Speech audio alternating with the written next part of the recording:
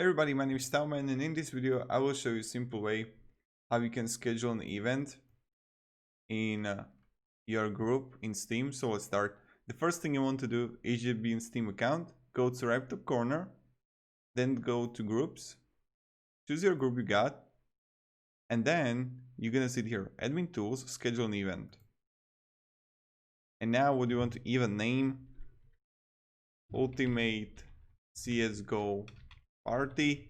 Event type you can change it to chat, play a game, live broadcast, party, important meeting. It's completely up to you.